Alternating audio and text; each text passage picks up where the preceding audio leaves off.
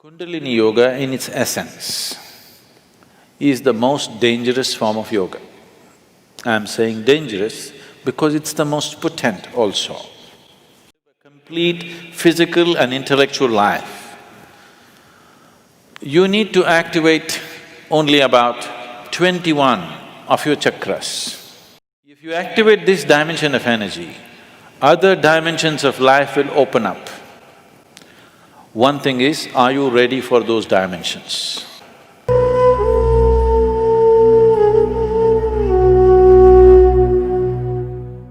So what is Kundalini? Right now, I'm speaking. This is Kundalini. You are alert and listening. If you are alert and listening, that is Kundalini. A flower is blossoming, that is Kundalini. A dog is barking, that is also Kundalini. Or in other words, the fundamental life force in the existence, we call it Kundalini. Now, within the system, within the human system, if you look at this as a kind of a life package, it's a piece of life. This piece of life is packed in a certain way with layers of this energy. One dimension of energy comes alive immediately because that is necessary for your survival process. The other dimensions of energy will not come alive unless you do something about it, unless you're aware of it and activate it in a certain way. They do not come into existence, they remain dormant. The dormant energy is way bigger than the energy that is in use right now. To take care of your survival process, to live a physical life completely, to live a complete physical and intellectual life, you need to activate only about 21 of your chakras. Out of this 114, if about 21 of them are on, you will live a complete life. You will not feel any inadequacy. You will live a complete physical life. There'll be no problem with your life. You will think you're a great success, but you're only 21. That is less than 21% out of 114. Less than 20%.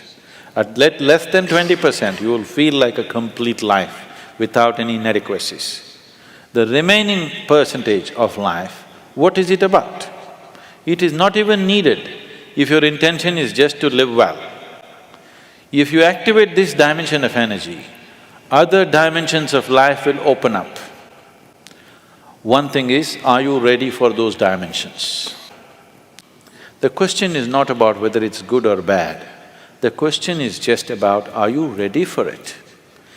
Because even if the best things in life come to your life, when you are not ready for it will not be a good thing for you. In your experience, it'll not be a good thing if something came to you when you're not ready for it, isn't it so? Even if it's the greatest thing, it may be the greatest thing, but it came to you when you are not ready for it, then it is not a good thing, isn't it? So are you ready for it is the first question. If you're ready for it, what can we do for it? What can we do to activate? There are various ways of doing this, many ways, but the Kundalini Yoga, are people familiar with Kundalini Yoga, practicing or… okay. Kundalini Yoga, I'm not making a comment about anybody, okay? Kundalini Yoga in its essence is the most dangerous form of yoga. I'm saying dangerous because it's the most potent also. What is most potent is always the most dangerous, if improperly handled. There are various kinds of energy in the world right now. Even the electricity is being manufactured produced in so many different ways. One of the ways that we do it is through nuclear reactions, nuclear reactors rather. It is the most efficient way of producing energy that we know right now, but it is also the most dangerous way, isn't it? When things go wrong, they go seriously wrong. When they're going right, it is the easiest and the best way to produce energy on the planet is nuclear energy actually. But when it goes bad really bad, like in ways that you can't fix it. So similarly with Kundalini Yoga, it is the most potent and it is the most dangerous. Without the necessary preparation and guidance, without expert guidance, constant guidance and observation, nobody should ever attempt it. But the problem is, books have been written about it and everybody wants to do the highest yoga. Nobody wants to start with A, everybody wants to start the alphabet with Z. This attitude itself is dangerous.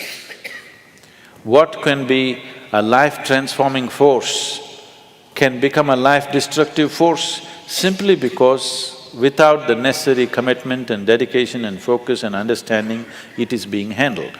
Anyway, about rising the Kundalini. If the Kundalini rises, the dimensions of your life will change so rapidly that you must be willing to make the outside adjustments equally quick. Otherwise, things will fall apart in a big way. In the classical yogic traditions, there is a certain type of yoga we teach for people who live in family situations. There is a certain other type of yoga we teach for ascetics. In Isha we have both the forms. We have ascetic yoga and we have the general yoga. We will never teach you the ascetic form, that is the most potent way to do it. But it will demand a certain dimension of discipline and focus which your regular lives will not allow. If you do that kind of yoga, it will dismantle your outside life instantly. Now this yoga is not designed to dismantle your life, this yoga is designed to make your life happen better. When life happens better, when things happen better, you make more money, your business is going better, your profession is happening better, your generally, unfortunately, your longing to seek the higher becomes slower. Yes? So in the real sense, it is not the good way to do it, but it's the only way it works in today's world. And it's the only way it works for majority of the people. For a small number of people, we can do it other ways. We can bypass all these things and just do very powerful ways of doing things, but it will dismantle all social structures around them, which is not good for everybody to do. So these are different dimensions. Kundalini Yoga, if it has to be practiced, you must be in a certain kind of atmosphere. You cannot live in social situations and do Kundalini Yoga. Otherwise, in the name of Kundalini Yoga, you're doing something simplistic. Otherwise, Kundalini Yoga can transform the way you are within days.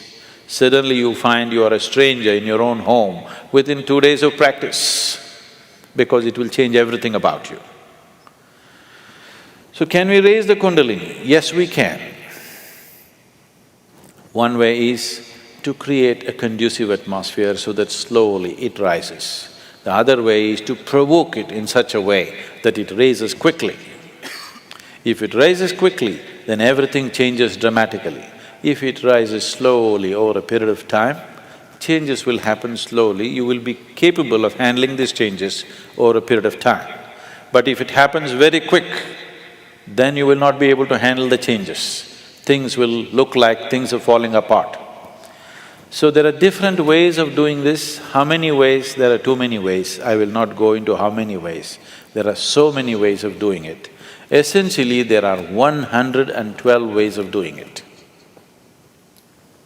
There are 112 ways in which you can take this up.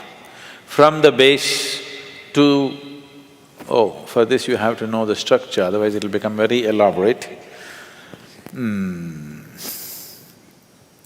Out of these 114 chakras, there are 7 which we recognize as 7 dimensions. Out of this, 6 are within the body, 1 just outside the physical body. So if you employ these 112 methods, you will handle the 6th chakras. The 7th one you cannot handle. There are 112 ways in which you can attain to a chakra which we refer to as Agna. But from Agna to Sahasrara, there is no way. There is no way to do it. You just have to jump into an abyss. If you have to jump into an abyss, you should be insane, or you should have enormous trust in somebody. Somebody says jump, and you are jumping because you have such a deep trust in somebody that when he says jump, it has to be good for you. You simply jump into a bottomless pit.